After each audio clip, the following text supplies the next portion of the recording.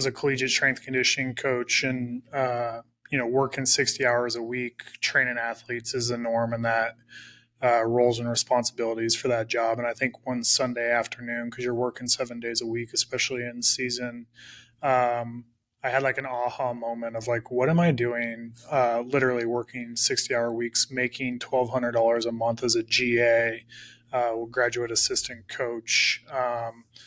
Because if you broke that down, I mean, that's what, $2 to $3 an hour. And so I had that aha moment of like, I am not doing this till I'm 65, or I'm never going to be able to, get married or have a family. So that's when I had my first aha moment and started kind of down this passive income journey, and really starting to do some research on some cash flowing rentals back in the Midwest where I was coaching.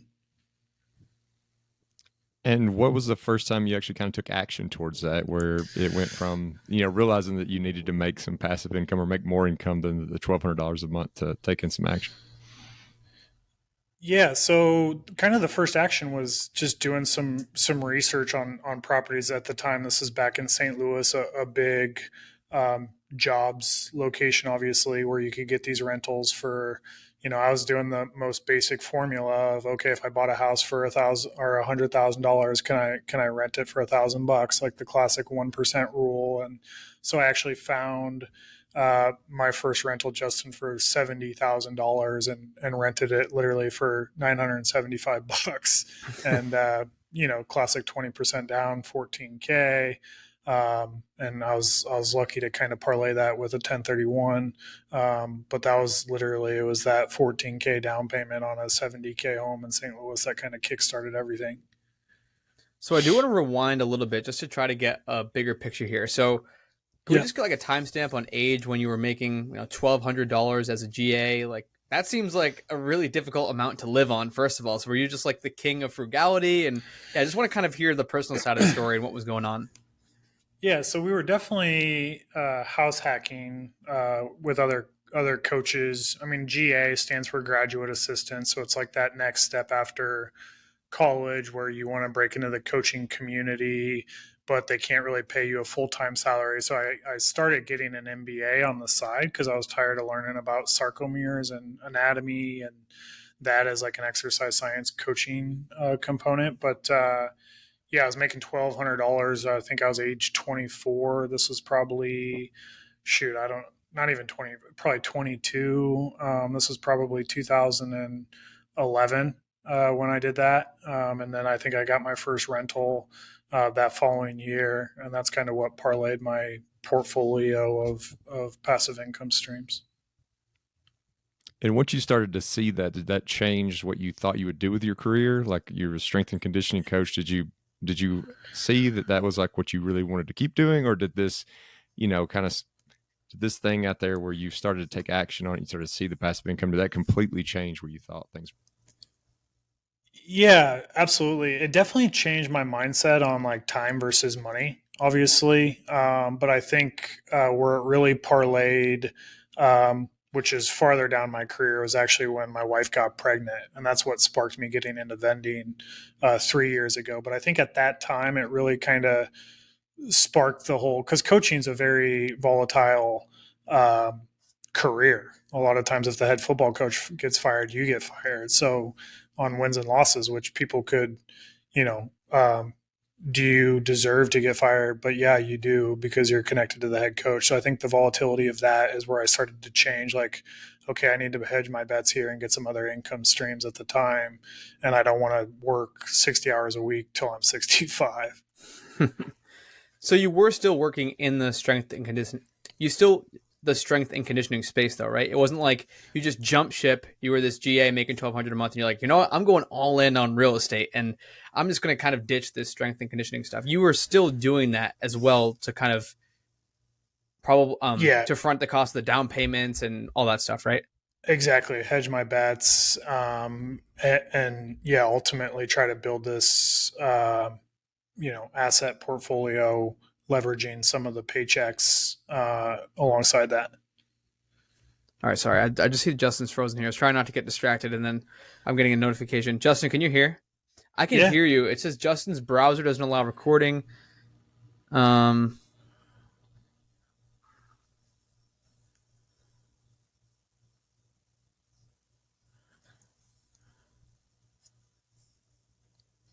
What the hell?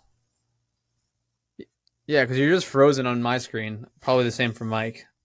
Yep.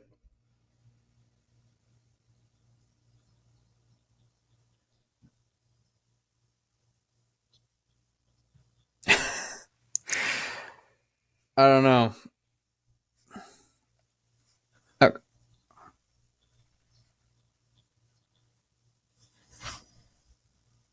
does it say anything on your screen?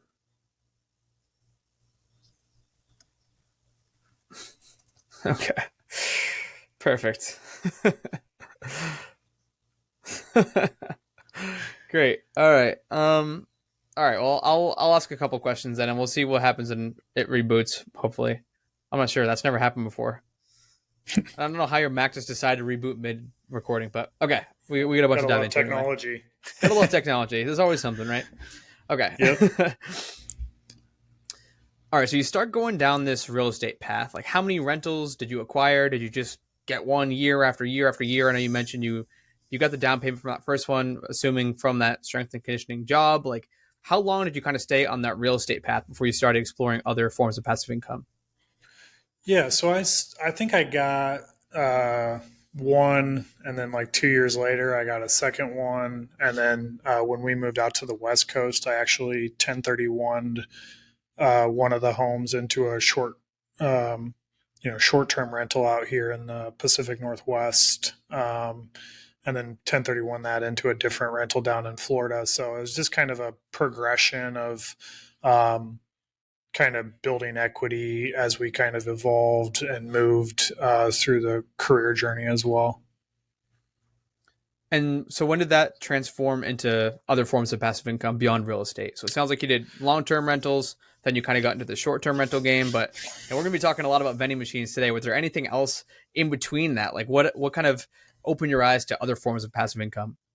Yeah, so I think probably right before I got into vending, that was back in COVID, pre-COVID, when like all the e-com stuff blew up, and I knew I wanted to do something in that space without running it myself. So I hired a third party to run my FBA store, and that does 10 to 18% returns consistently every month in profit, and then um, do Bitcoin mining. So I have a third party that runs that out of some Bitcoin mining facilities outside of Philadelphia, and so I think my hash rate comes out to be around $500 in Bitcoin every month, whatever the Bitcoin price is. But I'm just having that sent straight to my wallet, and then I'm doing some affiliate marketing stuff and with my newsletter, and then I think most recently doing writing a couple books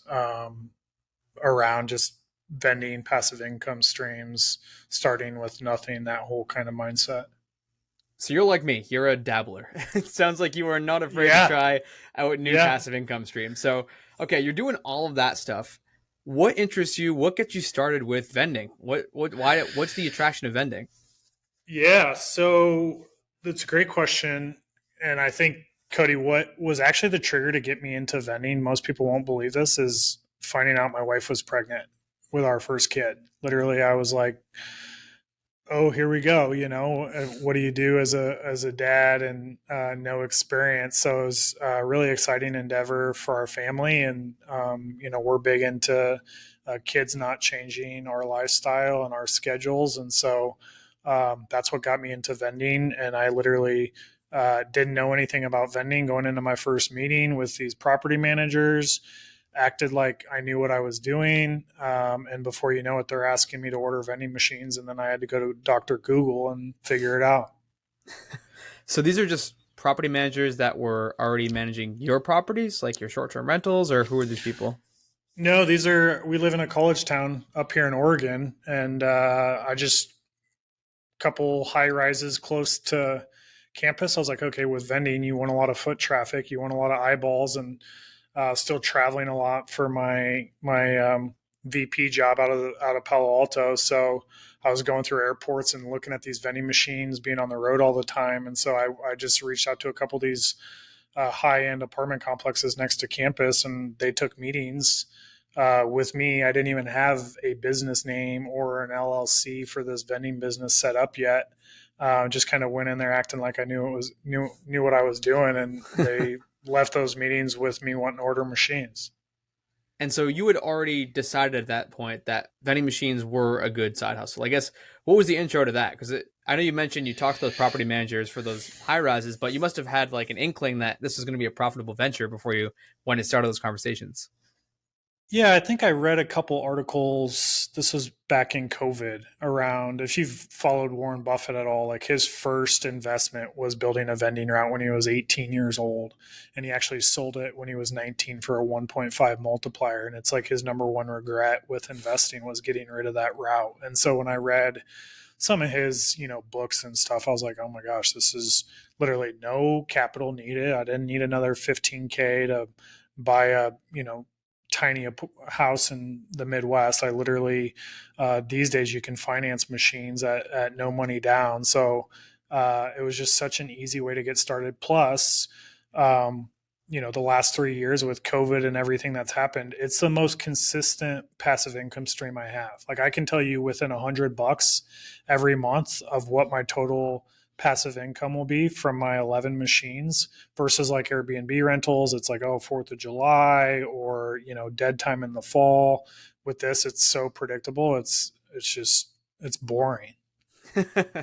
Boring is good. Boring works. All right. So I have so many questions about this. So let's get the first thing. Let's talk about the first piece of this, I guess, which is finding a location.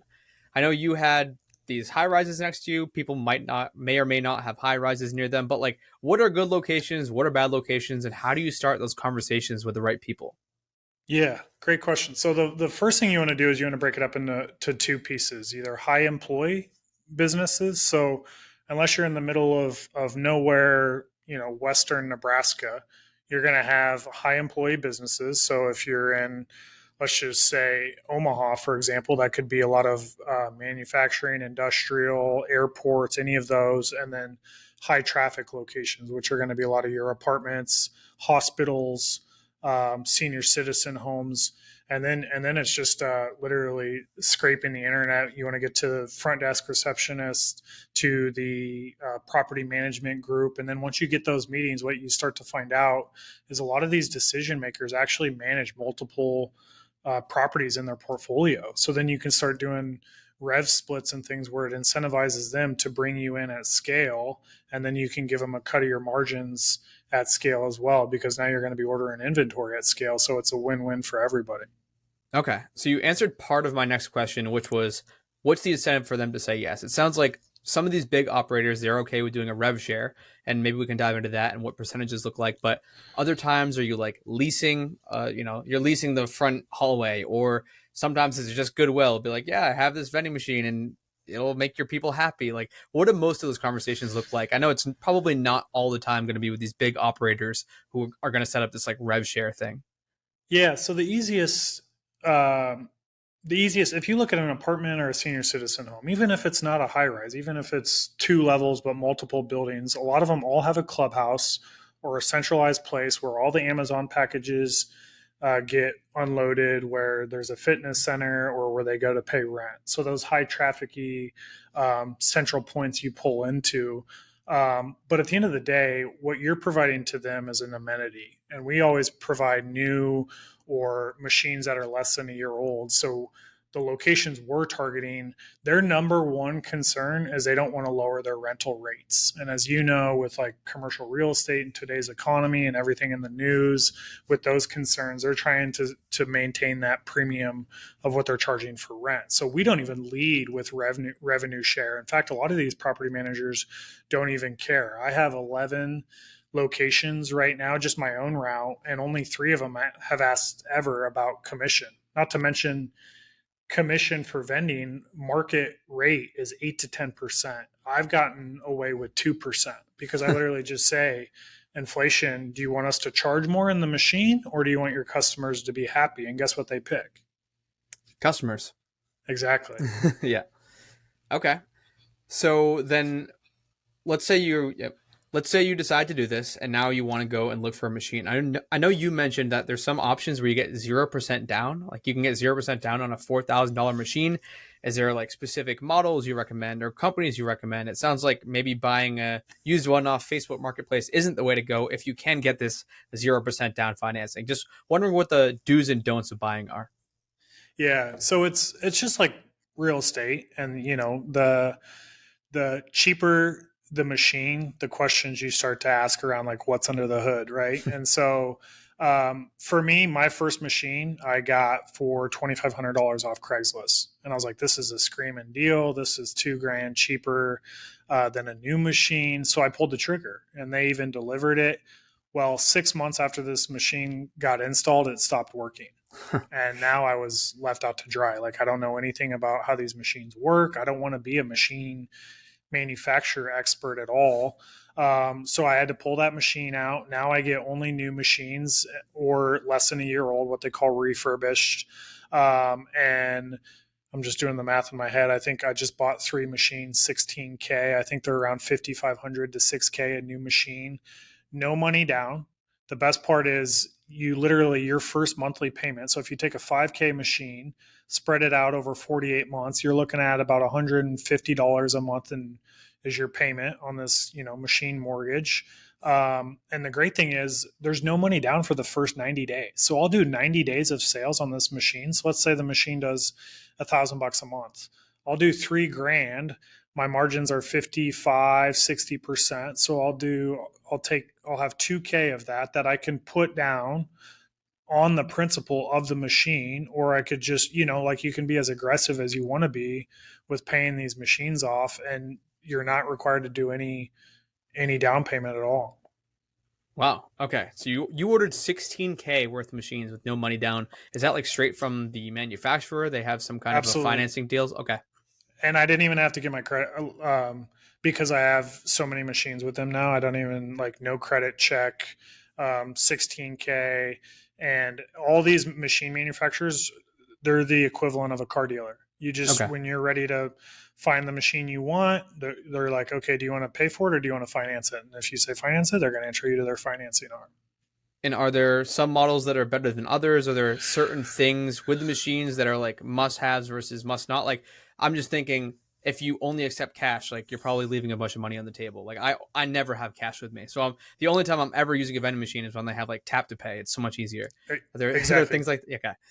Yeah, tap to pay. I think just to start, you never want to do a snack only machine. Okay. At the very least, you want to do a drink only because snacks have a shelf life. Like chips, I think is 90 days. So you never want to do that. I like with my vendingpreneur community to recommend a combo machine. So rather than buying a 5K snack machine and a 5K drink machine, do a combo machine for 5K. So you're hedging your bets. And then if it's a great location that's selling out all the time, then you can parlay that into another machine, but don't start big and then be SOL. So I recommend a combo machine, holds 9 to 15 types of drinks, and then it still holds 30 plus snacks. And then you definitely want a credit card reader. That's 70% of your sales.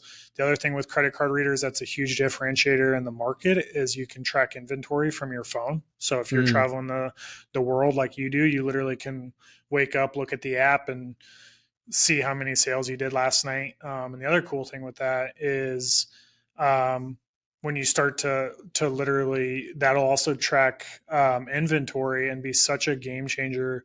When we get our vendingpreneur community locations, a lot of these places already have vending machines, but guess what? These old school operators, if you think of, people my dad's age in their 70s that don't even know how to use an iPhone, the only way they can track inventory is by driving by the machine and taking a picture of it.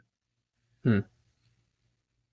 And so we just installed a new machine. Part of that 16K order is with the Super 8. They already had a vending machine, Cody, that hadn't been stocked in 60 days. Wow. So I guess that was my next question. When it comes to stocking, what do you stock it with? What's the frequency? We can obviously go down a huge rabbit hole here, but are there like do's and don'ts of stocking? Are there certain types of snacks or certain drinks that you always put in your machines that you stay away from? I'm sure profit margins is a huge consideration. Obviously, people's likes and wants are a huge consideration. So like, how do you know the right things to put in your machine? Yeah, and I mean, the first thing is it's trial and error. If you have a senior citizen home, that's a bunch of 55 plus, they're going to love their Arizona green teas and, Twinkies, but they're not going to touch a Monster. And then Yeah. if you have your college apartment, they're going to love their Celsius energy drinks and pay $4 for a can that you're getting delivered for free from Costco for $1.30. So you're already over, 60-70% margins on that Celsius. But where we've really doubled down is things that don't have a shelf life. So those chips that have 90-day shelf lives, we've actually removed them from our inventory, and we've gone down the route of, if you go to a movie theater and you have these big boxes of candy. You think of like Sour Patch Kids. We get these boxes of 5-ounce Sour Patch Kids from Amazon Prime, delivered free, $1 a box, and we sell those for $4. Wow. And you don't have to worry about a shelf life of a bag of chips. We get Pop Tarts from Costco for 24 cents. We sell them for $1.50. And it sounds like a lot of these are on like auto renewal, or at least they're easy to like one click ship for free from like Costco. I know you just mentioned Amazon. So you're not getting them all from one place. So like how do you keep track of inventory, and how do you make sure like the shipments are going to the right places? And I'm sure there's a lot of moving pieces when you have like a route with a bunch of machines. Yeah, so a lot of times you're gonna keep your inventory in one location, whether that's one of my students is vendingpreneur in Minneapolis. He has a basement that's literally just shelves of snacks. I bought a landscaping shed from Costco, a little 5 foot by 4 foot landscaping shed that I put right inside the fence of our backyard, and that's where literally it's full of sodas and snacks to the brim. So you get them shipped to a centralized place, and then as far as delivery, you're just tracking that inventory from your phone. So if we're going to an apartment, let's say down the road, or let's say we're going to the grocery store and we're driving by an apartment with a vending machine, you can literally throw the snacks in a bucket, throw that bucket in your trunk. It takes 30 minutes a week to stock a vending machine. So as you talk about time and leverage, you got a machine doing $1,100 a month, takes you a half hour of work a week. Well, you start to get 11, 15, 20 of those, and it starts to parlay pretty good. And then if you're like me, I hire an operator for $20 an hour. So it takes him 4 hours to do 11 machines every Monday. That was exactly where my brain was going. I'm like, you could definitely hire some like high school or college kid to go and fill these machines up. Like, there's no, if you have 50 machines, there's no way you're going to be going out and filling all 50 of those up by yourself. No, and the best part about it is it's just like a Uber driver or DoorDash is, I don't care if it gets stocked in the morning because you're an early riser or at night because you're a night owl. Just it's got to be done once a week. You pick when you do it. And you're keeping track of the inventory. I know you said like 70% of the sales come in digitally, so you can keep that inventory like on your phone. But then are you the one, or is this like helper the one who's going and taking a picture and seeing, maybe there was a ton of cash sales because the old folks home, like they just had a crazy party and all the Arizona iced teas are gone. Absolutely. Yeah. Okay. Yeah. Well, no, there's no picture. So the great thing Okay. about the credit card reader is it's going to track your inventory of product. It's going to track sales, and then it breaks it out by category. So credit card sales and cash sales. So Oh, and you cash don't even sales. have, Oh, yeah, you don't nice. even have to worry about if your operator is stealing the money because by looking at your phone how much money is in that card holder or that coin holder. Okay, that makes a lot more sense. And so is this operator, let's say 30% of the revenue you bring in is cash, you said it's 1,100 a month. So like, is this someone that you just like hire off of TaskRabbit? Is it someone you trust? Because it sounds like at the end of this route, they're going to have like maybe $1,000 or more in cash, and you're expecting them to deliver that to you. How does that work? Yeah, there's a couple ways you can do it. So I actually posted an ad on Craigslist because I live in a college town. So I knew I'd get a lot of students. So I got 40 applicants in 48 hours. And I just literally outlined needs to be done once a week, 4 hours of work a week, morning, PM, doesn't matter. And then I interviewed these folks, and I found a guy. He's like us. He's big into passive income. He works 4 days a week, but he's trying to get down to 3 days a week and do this instead for one of the days. And then after 90 days, he was killing it and so motivated to keep this thing stocked that I gave him 5% equity in the route because he was just like truly now the route for me is passive. But the other side of this is when I started with him, he didn't touch the money at all. In fact, I was like, just leave the money in there. All you're doing is stocking snacks. He knew I could track the money on my phone. So if he were to ever, if things didn't line up, I just wouldn't pay him or whatever worst case. But I just made that clear up front of like, I'm tracking the cash in this machine from my phone. So if I go there to, let's say once a month, because it's, 30%, it's only $300 a month you're really pulling in of cash. So I go by once a month and just pull all the $1 bills, do my little route on the way to the bank. And that's how I kind of took care of it. Sorry, 1 sec. I'm just going to let Justin back in here, and then I'll just quickly fill him in on where we're at. Cool. Well, that was fun. Sorry about that, guys. Yeah, I have no idea how that happened. All good. I'll give you the quick hit list of what we covered so far, because I know you went out at like 5 minutes. So we started diving into vending machines. We talked about sourcing machines. We talked about how you can get machines for no money down for like 90 days. We talked about the types of things that you put in machines, and Mike was telling us all about like putting non-perishables and having combo machines are better than regular machines because you can have drinks and snacks. He talked about the locations where you can put machines like high rises and schools and senior citizen centers and all these other business locations. Let's see. I'm trying to think just big picture stuff. We talked about like average weekly revenue. The next couple things, just to give you an idea, Justin, that I wanted to dive into was like kind of breaking down maybe like the cost per month per machine. We didn't really dig into like the cost of like all the snacks, Mike, and that stuff. So I was going to kind of head in that direction. We talked about how often to restock. I'm just looking at my bullet points here. We talked about how to entice places to say yes. A lot of the places will just be like, yeah, sure, that sounds good. We need a vending machine, but some places will also want like a little piece of the pie, so they'll ask for a rev share deal. And yeah, I got a couple other bullet points here, but does that give you a pretty good idea, Justin? I just want you to like come in blind. Oh, no. I appreciate it. That's what I was just about to, I think that was the first question that was coming to my mind was how do you get into a place? But if you've already asked that. Yeah. Okay. Well, if there's a duplicate question, we'll just edit it out. It's no big deal. Okay. I'll just ask the next question I was about to ask Justin, and we'll go back into the swing of things. Okay.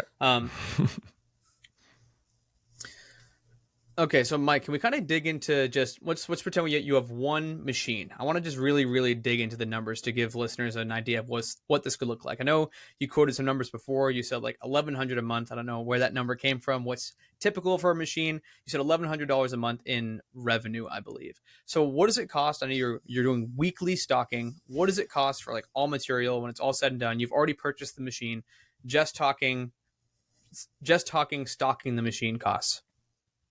Yeah, so a simple budget for a machine, let's say it's easy math, doing $1,000 a month.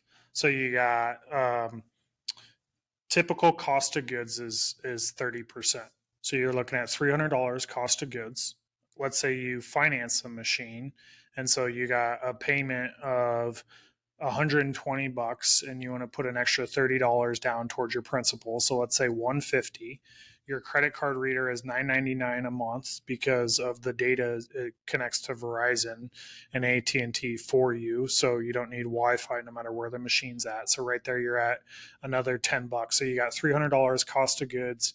You got $150 in machine payments. That's $450, and you got $10 in credit card readers. Right there, you're at $460. Let's throw in liability insurance, and you're all in $475 for expenses on $1,000 a month machine.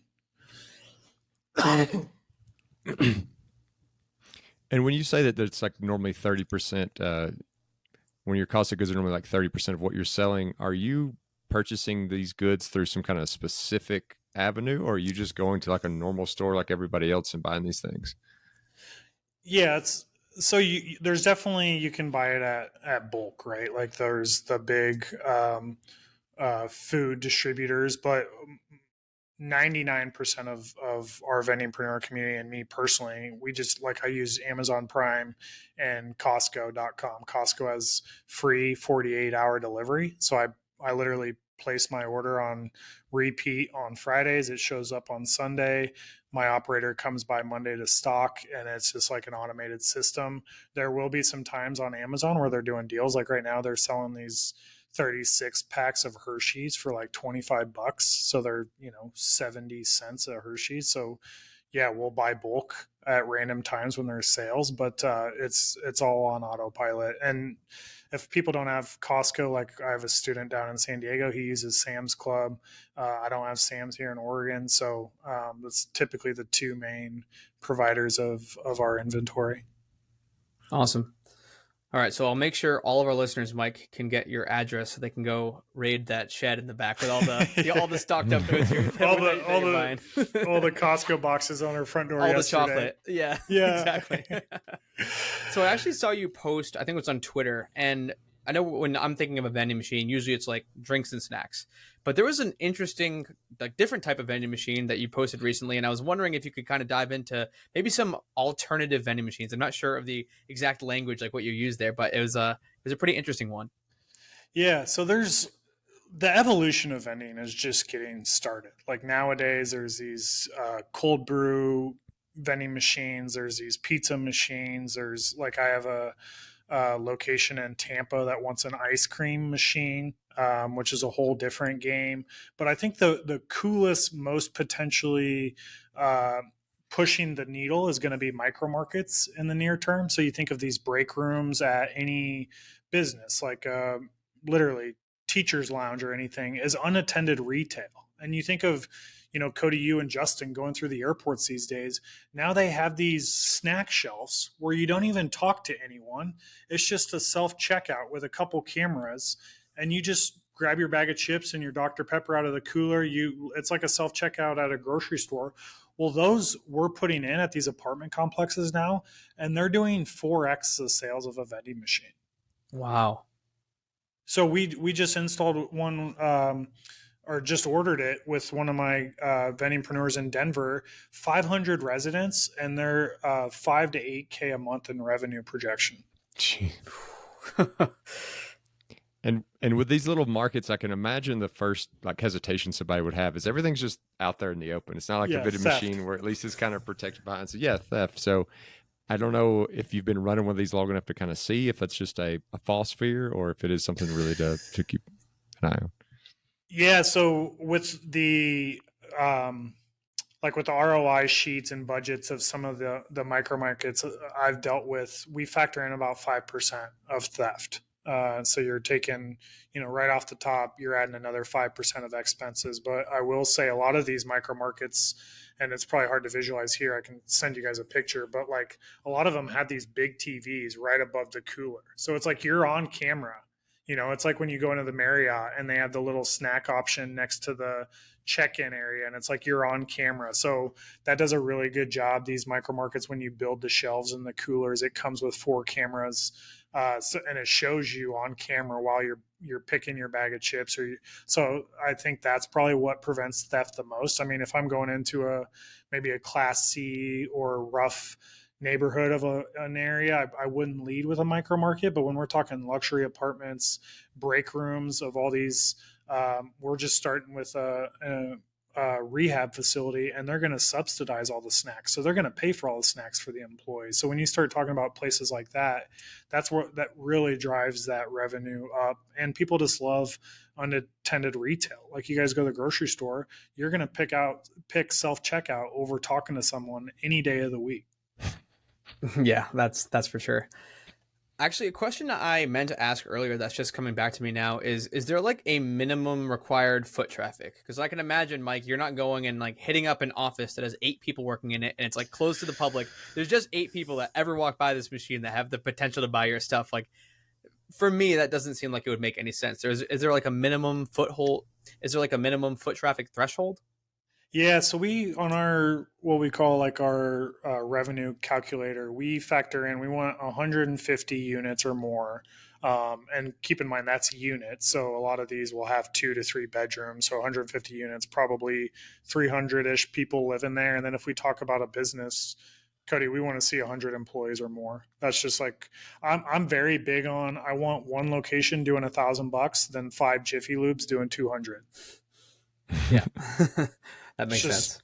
Time over money any day of the week. I think owning vending machines is an awesome passive income route, but I don't want this to just sound like an OxyClean commercial where it's just like 20 features about why this is the best thing ever. Yeah. What are the biggest risks to this strategy? Is it like not getting enough foot traffic and then you can't make the monthly payments of the machine, or somehow you get screwed out of a contract, or just like there must be some type of risk associated with the side hustle?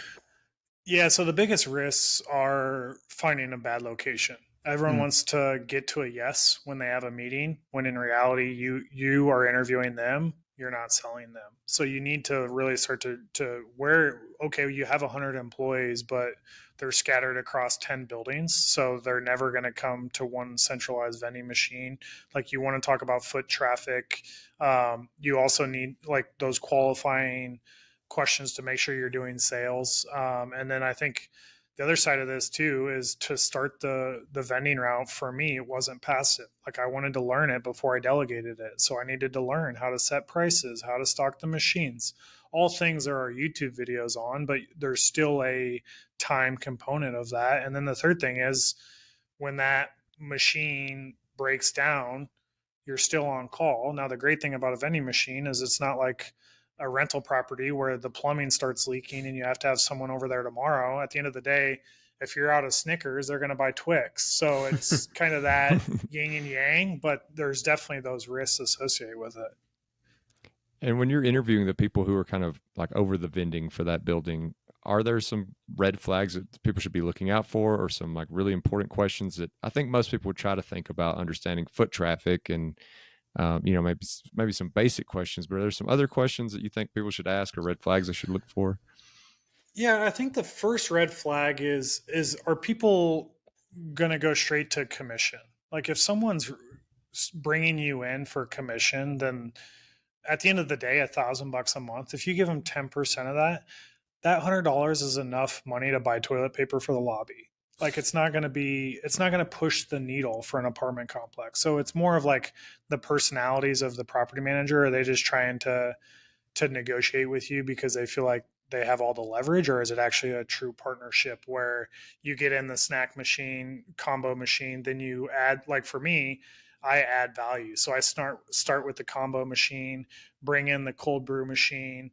Now, okay, it's doing a lot of revenue. Let's add a micro market. Like, you start to upsell the same decision maker. Okay, that makes a lot of sense. Well, Mike, you have brought a lot of value today, and I think a lot of folks are going to be really interested in becoming vendingpreneurs. I know you have like a whole community. You're putting a ton of content out. I love following you on Twitter and seeing what you're doing and what your students are doing. For those who do want to go take the next step or learn more about this, or learn more about you, where is the best place or places for them to do that? Yeah, no, I mean, before that, Cody and Justin, thanks for having me on. Have really enjoyed following your guys' show. Humbled, honored that you wanted us to kind of come on and share a little bit about vending. I think the easiest place is my Twitter. Is the handles, I think, Mr. Passive _, so super simple. And then, I do have a website with a link to my private calendar. It's just mrpassive.com if anyone's curious about kind of diving into any of the numbers, risks, upside of vending as a whole. Well, Mike, like Cody said, thank you so much for coming on the show. This has definitely piqued my interest into vending machines. So I'm very interested in this and learning more. And I think it's going to be a cool avenue for a lot of our guests to listen to. That's maybe an easier market to step into than something like buying a rental property. So I appreciate it, Mike. Likewise, Justin. Thank you.